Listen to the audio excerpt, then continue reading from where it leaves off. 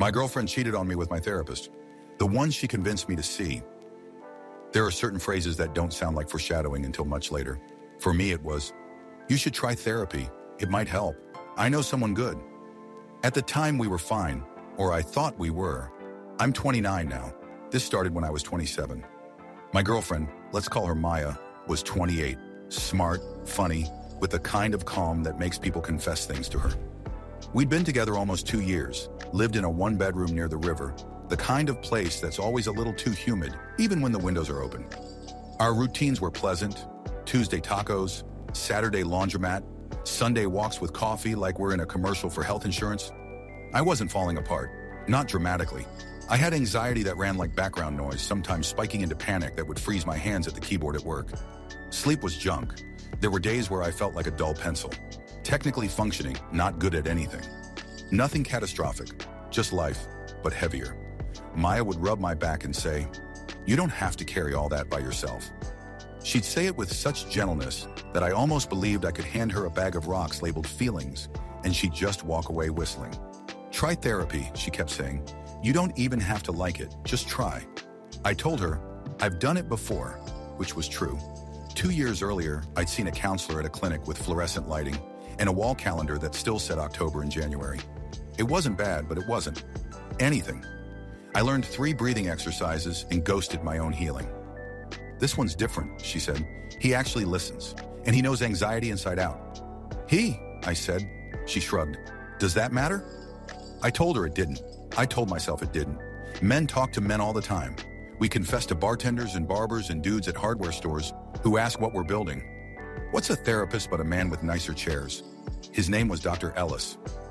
The first time I Googled him, I found a minimalist website, grayscale headshot, a paragraph about collaborative, insight-oriented work, and a list of insurance logos that read like a bingo card. There was a waiting room with a ficus that looked suspiciously healthy, neutral art, tea that tasted like hay. He had framed degrees in that therapist voice, low, steady, never hurried, like he kept his metronome inside his chest. "I'm glad you're here," he said, as if I'd done something heroic by scheduling a Tuesday at 3. I told him I was there because my girlfriend recommended him. He smiled. Partners are often the first to notice we're caring too much. It felt true in a way that made me defensive. And then, because I'm me, guilty about the defensiveness. The intake was normal. Family stuff, work stuff. Where does the anxiety live in your body? Answer: throat, solar plexus, left forearm for some reason. What do you do when it shows up? Answer: freeze, scroll, make a sandwich I won't eat, shower too hot. Any history of therapy, medication, hospitalizations? No, yes, briefly, no. He asked about panic, sleep, appetite, and the odd catastrophes my brain invented for fun. I told him about walking across a bridge and imagining the railing giving way, about microwaving leftovers and picturing the house catching fire, about opening email and seeing my firing email already written and CC'd to everyone I respect. He didn't laugh. He nodded like I'd described a weather pattern he'd stood under too. He didn't ask about Maya for a while. When he did, it was soft around the edges. "How does she respond when anxiety comes?" "Patient," I said. "Sometimes too patient, like she's waiting for me to be done being me." He wrote something down. "That sounds hard for both of you." I liked him right away, which annoyed me. I wanted to be skeptical, to keep the armor on and say, "All right, wizard, fix my brain in 3 visits." But he kept asking questions that landed like fingertips on bruises. Light, precise, annoyingly right. After the first session, I walked home and realized my shoulders weren't touching my ears. When I told Maya it went well, her face lit like I'd brought home tulips for no reason. "See," she said, "you deserve support that isn't me." She meant it kindly. I know that now, even as everything else is ruined. We settled into a rhythm. Tuesdays at 3. My calendar said dentist, which felt like the right level of shame disguised for capitalism. I brought my anxiety like homework. This week's panic, this week's meltdown, this week's memory that bubbled up in line at the pharmacy for no reason. He didn't tell me I was dramatic. He asked, "What did you learn to do with feelings like that when you were small?" I said, "Put them in a drawer and sit on it." He said, "How's that drawer working?" And I laughed and hated him a little less. He was careful with boundaries in the ways you notice precisely because they're there. He never disclosed much about himself. A vague mention of a dog, a non-committal, "I ran this weekend," The kind of details that keep a person human without becoming a person. Sessions started on time, ended on time. When I cried, he handed me tissues like I wasn't disgusting. When I minimized, he said, "I'm going to gently disagree." When I said, "I think I'm broken," he said, "I think you learned strategies that made sense once and hurt now." It's a therapy fortune cookie line, but it felt like fresh language for the same old ache. At home, Maya would ask how it went without asking for everything. "Good," I'd say. We talked about middle school. She'd say, "Yikes," then kiss my temple and hand me a fork. She stopped narrating my anxiety to our friends, or maybe I stopped hearing it, and started saying, "He's working on it," with a kind of proud neutrality that felt like a coach patting a player who finally tied his shoes. There were small, stupid improvements that felt like miracles. The mornings came without that iron taste in my mouth. I could order at a crowded coffee shop without rehearsing and still get the right milk. I slept. God, I slept. The first night I slept 8 hours in a row, I woke up suspicious, like a man coming up for air after thinking he'd drowned. We never talked about money in sessions, except to confirm my copay when it changed at the new year. I paid with a tap, left with a plastic bottle of water from up front, the cold kind that can pass for an apology, and walked home through the park, noticing things like the miracle I was. A dog trying to be a squirrel, a toddler arguing with gravity, a teenager practicing kickflips with such dedication, I wanted to adopt him. If this is starting to sound like a love letter to therapy, that's because it was. At first, I would have written sonnets to Tuesdays. I would have named a goldfish after Dr. Ellis and taught it to nod. The first odd note didn't ping until maybe session 8. He asked, "How does Maya respond now when you try something different? Like leaving dishes in the sink instead of cleaning right away to soothe anxiety?" It was a normal question, but then he followed. "What does she say if you ask for space?" The way he said she had a familiarity I couldn't place. Not intimate, just warmed, like a name he'd said in other rooms. "Depends," I said. "Sometimes she gets quiet. Sometimes she jumps to fix equals love." He nodded. "Is that new?" "I don't know," I said. "Or I guess it feels louder when I'm quieter." He wrote. He capped his pen. "Notice that," he said, and I did. And I bring it up only because later my brain will replay every irregularity like a black box after a crash. Maya and I had our normal couple stuff. Everyone does. She leaves cabinet doors open and I walk into them forehead first. I forget to answer texts until they evolve into apologies. She organizes our life with a color-coded Google Calendar, and I pretend to be allergic to invitations. We do the "what do you want for dinner" dance until we die in a pile of DoorDash fees. Normal. Fixable with attention and love and time. Except 2 months in, we started orbiting each other instead of colliding. Not in a dramatic way, just distance with good manners. She'd go to bed earlier, and I'd stay up to read, which meant way too long on my phone. I'd wake up first and make coffee quietly, leaving hers in a travel mug like a peace treaty. We kissed like excellent roommates. We argued about nothing. A damp towel, who left the light on. Why do you always becoming our psalm? When I mentioned this to Dr. Ellis, he tilted his head slightly in that therapist Tai Chi way. "What changes when you're honest about your needs?" "I feel selfish," I said, "like I'm taking more than I give." What would Maya say? She'd say I'm not a burden.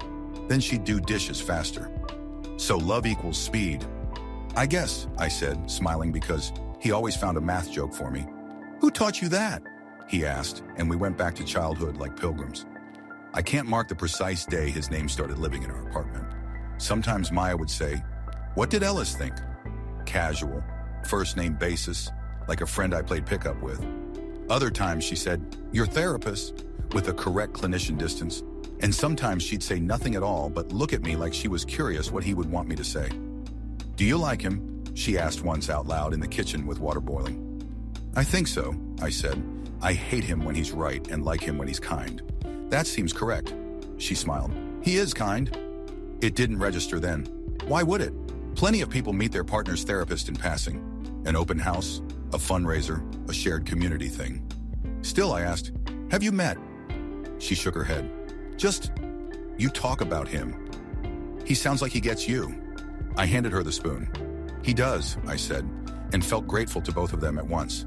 The woman who nudged me toward help and the man who held the flashlight. The first time I cried in session, I stared at the ceiling because I could not look at a man while my face tried to liquefy. He let the air be air for a whole minute and then said, "That's grief. You're allowed." Which is not a revelation to most people, but to me it felt like someone had legalized weather. I told Maya that and she hugged me from behind while I washed a plate. "I'm proud of you. she said into my shoulder. This is good. We swayed a little, dishwater warm, kitchen light too bright, the ordinary holiness of a Thursday. If this were a movie, the music would turn minor here. The camera would tilt, a wine glass would crack spontaneously. Life doesn't score itself. The next odd note came as a text. Running 5 minutes late, Ellis. I blinked at my phone. He texted me, I told Maya, lifting it like Exhibit A. Therapist text, she said amused. Welcome to 2023. Right, I said, and told my brain to stop being a detective inside a convenience store. I want to be clear about this part, because hindsight is cruel. Nothing seemed wrong enough to be a clue then. Boundary-wise, he was textbook. Session-wise, consistent. Internet-wise, boring. He didn't follow me. He didn't like my photos. He didn't respond to emails after hours. He was careful, and I was grateful. And the only thing more dangerous than a man with bad boundaries is a man with excellent ones you never think to test. If you'd asked me in that first season what Maya's role in my healing was, I would have said everything. She made the appointment because I wouldn't. She asked if I wanted dinner when I said I wasn't hungry, like a person who had learned hunger isn't about food. She celebrated boring wins like they were gold medals. You called the dentist, you scheduled your oil change, you put the bills on autopay. She knew the names of my coworkers and the names of the feelings I couldn't. I go back to that version of her sometimes, the one who put her hand on my chest when my heart was trying to sprint out of it. The one who said, we can leave anytime, before we even sat down at a party. I hold that memory like an artifact, and I don't know what to do with it because both things are true. She cared for me, and she did what she did next. There was one more line of foreshadowing I missed, like a loose thread on a sweater I didn't tug. We were brushing our teeth, music playing from her phone, some playlist that makes you think you're in a loft with plants you keep alive on purpose. She spit, looked at me in the mirror and said, "You're easier to love when you're honest." "That's good," I said, foam at the corner of my mouth trying to grin. She nodded. "I like that I get to share you with someone who knows what he's doing." It was such a strange construction that I laughed. "Share me?" "You know," she said, "not just me holding everything." I rinsed. I kissed her. We turned off the light. That's how the first part ends in my head. Lights out, everything in its place. The quiet hum of a life we're building with IKEA tools and good intentions. I didn't know the next chapters would read like a case study in how trust breaks. I didn't know the man who taught me to speak would also teach me what silence can do. I didn't know the person who said try therapy was placing me on a conveyor belt, headed straight into the most expensive betrayal of my life. If there were signs then, they were the kind you only see when you're standing in the wreckage with a highlighter, circling moments like here, here, here. At the time, they were just Tuesdays, and I was just grateful. When people talk about therapy, they like to say it's about building trust. That's true, but what they don't tell you is that sometimes that trust feels like falling in love. Not in a romantic way, not at first, but in the way that happens when someone finally sees you and doesn't flinch. That's what Dr. Ellis became for me. The one person in the world who didn't need me to translate myself. Weeks turned into months and the sessions blurred together into a rhythm. I'd walk in, sit on the same corner of the couch, and start talking before the door even clicked shut. Some days it was about work. Some days it was about the things that woke me up at 2 a.m. The old memories, the guilt, the dreams that weren't quite nightmares but left me sweating anyway. He never interrupted. He didn't rush me toward a solution. He'd just tilt his head slightly and ask, "And what happens if you stay with that feeling?" So I did. I stayed with feelings that I'd spent years sprinting from. For the first time in my life, I wasn't performing. At home, Maya started noticing the difference. "You seem calmer," she said one evening while we were folding laundry. "You don't overthink everything anymore." It should have been a good thing, but her voice had a strange undercurrent. Not exactly jealousy, but something close to discomfort. "Yeah," I said, smiling. "I think Ellis is really helping." She looked at me for a second too long before nodding. "That's great. I'm proud of you." I didn't realize it then, but that was the first time I felt her pulling back. Therapy went deeper after that. Ellis started asking about relationships. Not just mine with Maya, but with everyone. My parents, friends, coworkers. He said the patterns we learn early become the scripts we keep performing until someone helps us rewrite them. When he said someone, I didn't realize he meant himself. There were moments that felt strangely intimate. The small pauses. The way he said my name sometimes. Slowly, deliberately. Like he wanted me to hear how it sounded when spoken gently. He'd say things like, "You've learned to survive by predicting other people's needs." Or, "It's exhausting to be loved only when you're easy." And every time I'd feel something unravel quietly inside me. He never touched me, but his words did. They reach places I didn't know were reachable. I started looking forward to Tuesdays more than I probably should have. It wasn't even about the relief anymore. It was the connection, the routine, the predictability of it. Knowing someone would ask how I was and actually mean it. Maya noticed that too. "You talk about him a lot," she said one night as we cooked dinner. I laughed. "He's kind of part of the package deal now." She smiled, but it didn't reach her eyes. "I'm glad you have that. It must be nice having someone who just listens." "It is," I said, "but you listen too." "Not the same way," she said quietly. Then, almost to herself, "He probably understands you better than I do." I wanted to tell her she was wrong, but part of me knew she wasn't. After that, something shifted between us. Maya started working later. She said there were deadlines, meetings, new clients. I believed her. I wanted to believe her. But there were nights she'd come home smelling like perfume that wasn't hers, her cheeks flushed in a way that didn't look like office exhaustion. When I asked, she smiled and said, "You're getting paranoid again." So I backed off. I told myself I was imagining things. Ellis told me once that anxiety often disguises itself as intuition. "Sometimes the body doesn't know the difference between danger and memory," he said. I repeated that to myself whenever doubt crept in. A few weeks later, he asked about Maya again. "How's the relationship been feeling lately?" I hesitated. "Off, I can't explain it. She's different." "Different how?" "She's distant. Like I'm not the only version of me she's talking to." He smiled gently. "You might be noticing things because you're more attuned now. Healing changes the way we perceive others. Sometimes it creates friction." "So you think it's me?" "I think it's both of you trying to renegotiate the balance."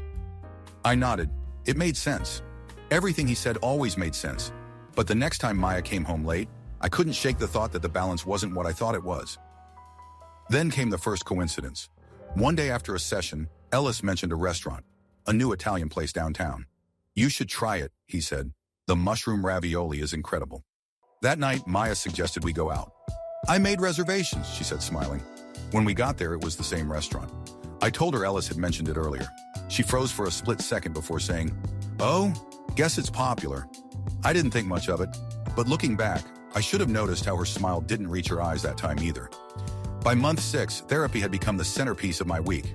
Maya's schedule got even busier. I told Ellis about it, how she seemed tired, how we barely talked anymore. He listened quietly, then said, "Sometimes when one partner starts to grow, the other struggles to adjust. Have you told her that?" "I tried," I said. "She says she's happy for me, but it doesn't feel like it." "Maybe she's afraid," he said softly. "Afraid of being left behind." The way he said it was strange, not analytical, but personal. Like he knew exactly what that fear felt like. I remember the first time I thought something was actually wrong. It was late. Maya had fallen asleep on the couch. Phone still in her hand. It buzzed. Once. Twice. I didn't mean to look, but the screen lit up with a preview of a message. "Same time tomorrow?" The name at the top made my stomach drop. Dr. Ellis. I stared at it until the screen went dark again. There was no emoji, no punctuation. Just enough words to be nothing or everything. I didn't sleep that night. I kept replaying every detail in my head. Every time she'd said his name. Every coincidence. Every late night. Every session where he'd asked too much about her. By morning, I'd convinced myself there had to be a logical explanation. Therapists text clients sometimes, right? Maybe it was about scheduling. Maybe he was checking in. Maybe I stopped myself before the next maybe could finish, because deep down, I already knew the answer. There's a moment before every betrayal where the world still looks normal. You make coffee, check your phone, feed the dog, kiss someone on the cheek, and it all seems fine. But somewhere, buried under all that ordinary noise, the truth is humming. That's where I was. I didn't mention the text at first. I tried to rationalize it away. I told myself maybe therapists text partners sometimes, especially if they were both part of the same process. Couples therapy, check-ins, something, anything. Except this wasn't couples therapy. Maya had never even met him officially, and I hadn't signed a release form that would allow him to communicate with her. So how the hell did he even have her number? That thought stayed with me all week, like an alarm I couldn't turn off. By Tuesday, I walked into his office pretending everything was normal. He smiled as usual, calm and unreadable, the human equivalent of a sedative. "How have things been since we last talked?" he asked. I almost said, "I saw your name on my girlfriend's phone at midnight." Instead, I said, "Rough week. Didn't sleep much." He nodded sympathetically. "Anything specific on your mind?" I shrugged. Just, Thoughts. Overthinking again. He smiled slightly. That's what you do best, right? It was a joke, a small, warm one. But I wasn't laughing. Because in that moment, I realized how much he already knew about me. The rhythms of my speech, the way my eyes moved when I lied, the exact words I used to hide what I felt. He could read me like a manual. And if he was hiding something, I'd never see it coming. That night, I told myself I was being paranoid, but the text didn't go away. I started watching Maya more closely, not in the obsessive, jealous way, but in the quiet, forensic way you do when you're trying to prove your own brain wrong. She was still warm, still funny, still Maya. But something about her affection felt practiced, like she was performing the role of a girlfriend for someone watching. When I asked her about her day, she was vague. When I kissed her, she kissed back, but with a kind of mechanical rhythm, like she was keeping time to a song only she could hear. The worst part was that she still looked at me with kindness. That's what made it unbearable, because people who don't care about you don't bother looking kind. A few days later, I found another message, this time when her phone lit up while charging. It wasn't from him, but it was about him. She'd been texting her friend Jenna. He's incredible. I can't believe how deeply he understands him. It's like he knows him better than I do. Yeah, Jenna had replied, just don't get too close, LOL. Too late. 3 words, too late. That's all it took. My stomach turned so fast I had to sit down. I didn't even know what too close meant yet, but I could feel the shape of it, the closeness of secrets, of hands, of shared guilt. I confronted her that night, not with accusations, but with questions. Have you ever talked to Ellis, like outside of me? She froze, toothbrush halfway to her mouth. What? No. Why would I? I saw his name on your phone. She blinked. Oh, that. Yeah, he texted me once. About scheduling. You mentioned maybe rescheduling a session, remember? I think he got my number from the intake form or something. Her voice was casual, smooth, practiced, except I hadn't mentioned rescheduling. Not once. Right, I said. Makes sense. She smiled, relieved, and went back to brushing her teeth. But I couldn't unsee how fast that lie had come out. Therapy the next day felt different. The air was heavier. He asked about my week, and I said it had been fine. But my voice cracked on the word. He noticed. He always noticed. Something's bothering you, he said. Yeah, I admitted. I found out Maya's been texting someone. It's weird. He tilted his head slightly. Do you think she's being unfaithful? It was such a blunt question that it knocked the breath out of me. I don't know, I said. I don't think so, but it feels wrong. He nodded slowly, scribbling something on his notepad. Sometimes what we call intuition is really awareness. Your mind picking up on data before you consciously process it. Trust that. That line should have been helpful. It was his job to say things like that, but the way he said it felt rehearsed, like he'd already decided what he wanted me to believe. 2 weeks later, I broke. She was working late again, or so she said. I tried to distract myself, turned on a podcast, scrolled Reddit, made dinner I didn't eat. Then her phone buzzed on the counter. I shouldn't have looked, I know that. But I did. It wasn't a name this time. It was just a number, no contact photo, no label. The preview said, "Tonight was incredible.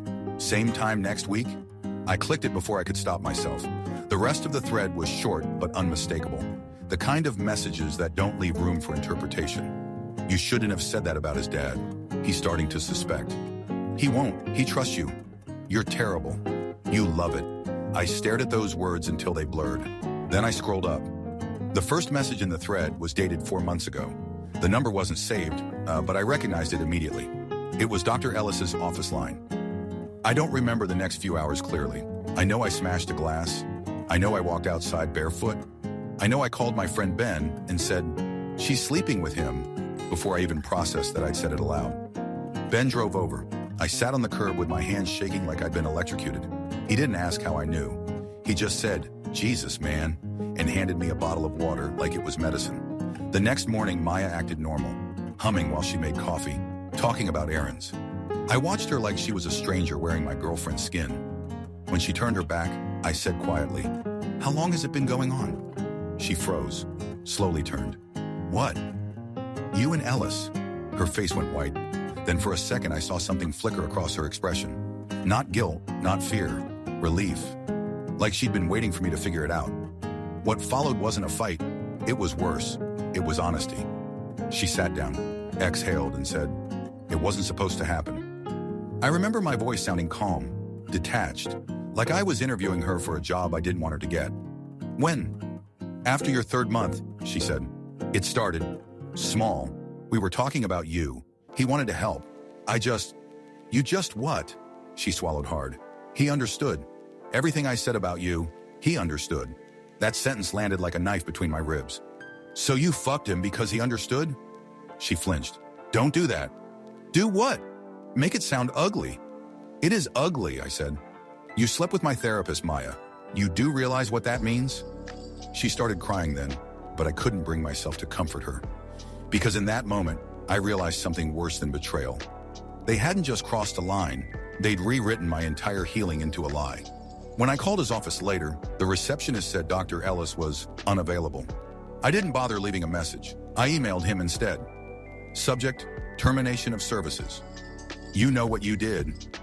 You crossed every boundary possible. Don't contact me again. He never replied. But 2 days later, I got an automated email from the clinic. Your upcoming appointment has been canceled. That was it. No apology, no explanation, just a deletion. The following week was a blur of anger, nausea, and disbelief. I reported him to the state board. I sent them screenshots, copies of texts, everything. The woman on the phone sounded calm, procedural. We'll look into it, she said, like I told her my delivery was late. Maya moved out that weekend. She took the plants, the good towels, half the cutlery. She left behind a note. I never meant to hurt you. Please try to remember the good parts. I tore it in half and threw it away, but part of me hated how much I wanted to believe her. I didn't go back to therapy for a year after that. Every time I tried to schedule, my hands shook. I couldn't trust the idea of sitting across from someone who was supposed to care. I thought healing had betrayed me, but really it was 2 people who couldn't keep their egos out of my pain.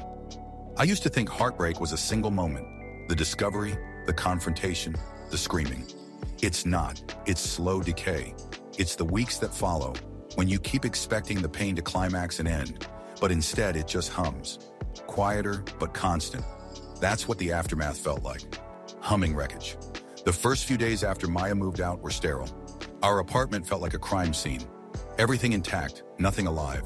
Her mug still on the counter, her hair tie on the nightstand, her ghost in every room.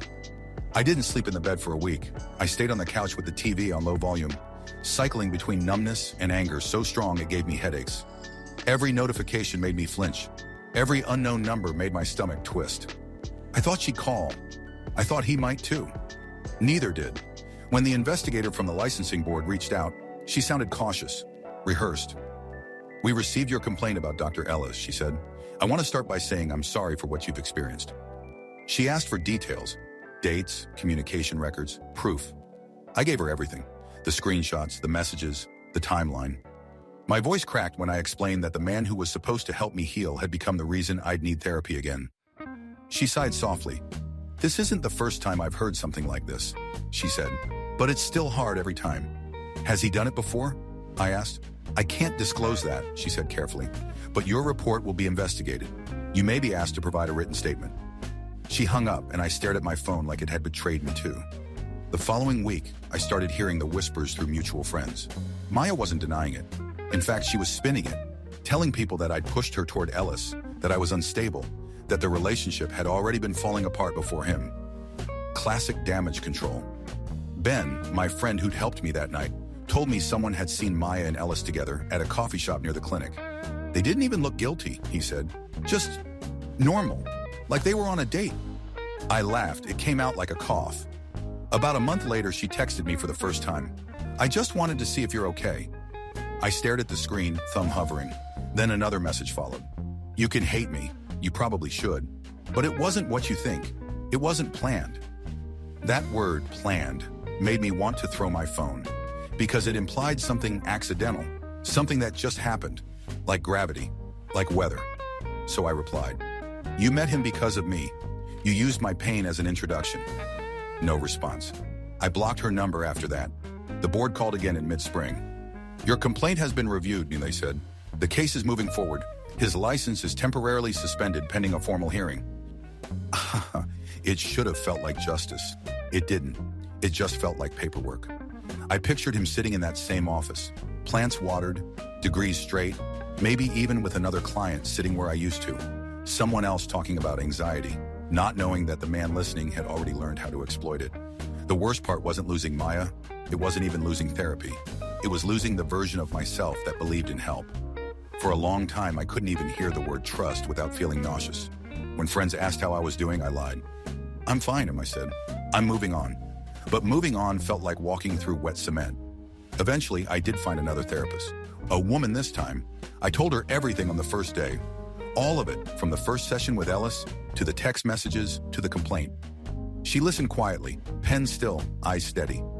When I finished, I waited for judgment or pity. Instead, she said, "That was abuse of power, plain and simple. You were betrayed by two people you trusted. The fact that you're here again anyway says more about your resilience than their cruelty." I cried then. Not the dramatic kind, the slow, shaking kind that comes from relief. Because someone finally said what I'd been too scared to label: abuse of power. Healing after betrayal isn't clean. Some days I still wake up expecting her next to me. Some nights I still imagine him behind that desk, calm and smiling. And I wonder how many other people he's done this to. But there's also progress. I can laugh again. I can eat without feeling sick. I can think about therapy without flinching. I even started journaling again, something Ellis suggested once, before I knew his advice was contaminated. And sometimes, late at night, when the apartment is quiet, I reread what I've written. Not about them, but about me, about how I survived. A few months ago, I got a letter from the licensing board. It was short, formal. "Following our investigation, Dr. Jonathan Ellis's license has been revoked. Thank you for your cooperation." No apology, no elaboration, just closure, administrative and cold. Still, I printed it out and pinned it above my desk. Not out of vindictiveness, but as a reminder that truth, however slow, eventually catches up. I've thought a lot about forgiveness. People talk about it like it's a finish line, like you cross it and suddenly everything stops hurting. But forgiveness isn't clean either. It's an ongoing truce between the parts of me that want peace and the parts that want vengeance. I don't forgive them. Not yet. Maybe not ever. But I forgive myself for missing the signs, for loving too hard, for believing in people who use that belief as leverage. That's enough for now. Sometimes I pass by the building where Ellis's office used to be. The sign's gone. There's a new name on the door. A yoga studio, I think. The windows are tinted, but I can still see my reflection in the glass. I don't hate the man staring back anymore. He looks tired, yes, but whole. He looks like someone who's finally telling his own story.